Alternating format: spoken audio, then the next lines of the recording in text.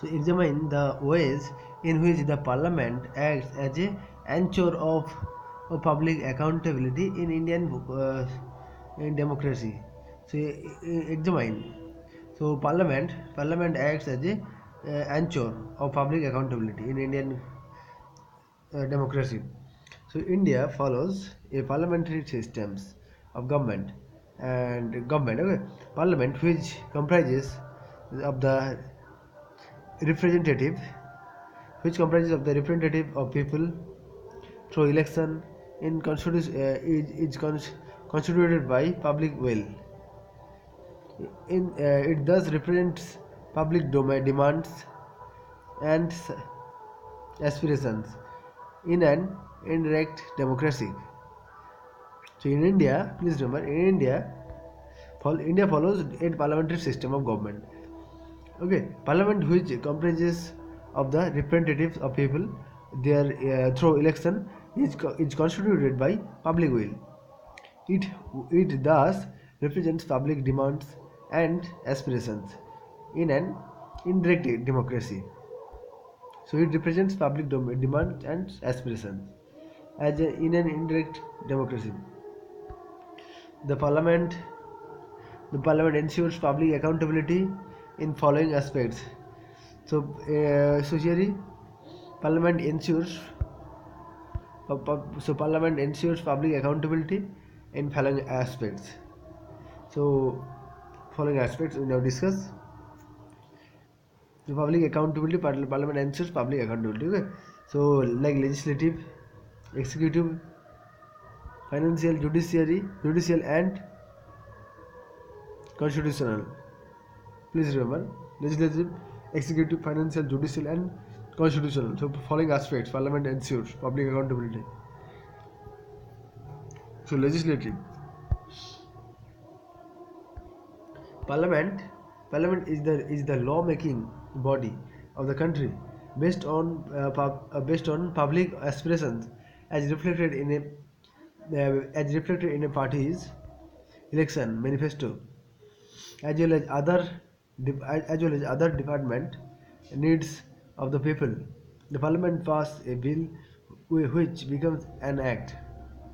So here legislative, please remember. So legislative. So parliament is the law-making body of the country based on public aspirations as reflected in the party's election manifesto, as well as other development needs of the people. The parliament passes a bill which becomes an act. And executive, Article 75 point 3 says the council of ministers enjoy power till it has support of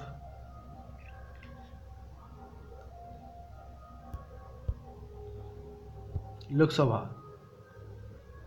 So please remember, Article 75 here 75 and 73 says point 3 says that council of ministers enjoy power till it has support of Lok Sabha.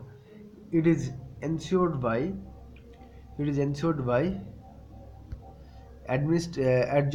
adjournment motion. It is ensured by. So it is so here council of ministers enjoy all powers till the support of the Lok Sabha. It is ensured by adjournment motion, no confidence motion, and censure motion. So it is ensured by adjournment motion, no confidence motion, and censure motion. Thus the government critis- criticized with respect to wrong policies. The government is criticized with respect to wrong policy and wrong implementation. Parliament has the power to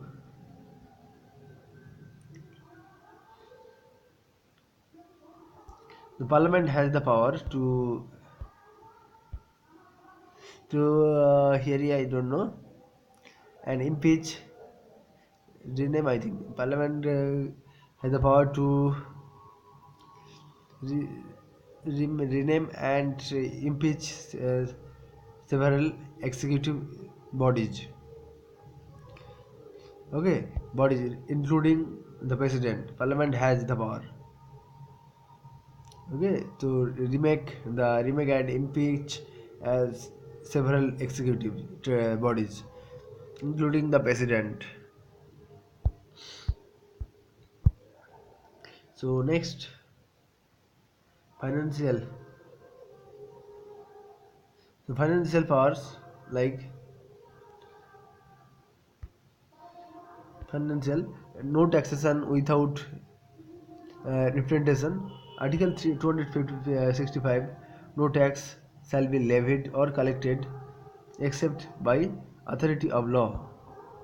So no tax shall be levied or collected except by authority of law.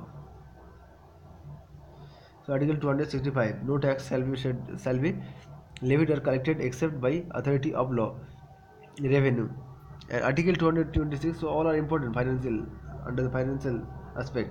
So Article 226. No expenditure can be incurred except with authorization of legislature. Expenditure. Please remember, no expenditure can be incurred except with authorization of legislature. Expenditure. Article 112. Article 112. President shall in respect of every financial year cause to be laid before Parliament annual financial statement budget 2000 budget. You see? So Article 112. President shall in respect of every financial year cause to be laid before Parliament annual financial statement budget. Judicial accountability in accountability is provided to Parliament by virtue of the power to impeach judge under Article 124. Judicial accountability is provided to Parliament by virtue of the power to impeach judge under 124(4). Constitutional constitutional accountability amendments to the constitution can only be done by special majority passed by both the House of Parliament. To the constitution can only be done by special majority passed by both the House of Parliament. Limitation. Limitation here by president being less representative due to vote banks politics. President being less representative due to vote banks politics, and legislature increasingly becoming the part of the executive. The role of populism is passing law and crony capitalism laws to secure interest of capitalist. And Parliament has increasingly helped to provide accountability to people, as it is the institution where public policies are formed and questioned. Thus, there can be the role of NGO and civil societies in terms of constitution. Also, policies must be a part in public domain for recommendations. Okay, so it is important question. So please read and send revise please. Okay, thank you.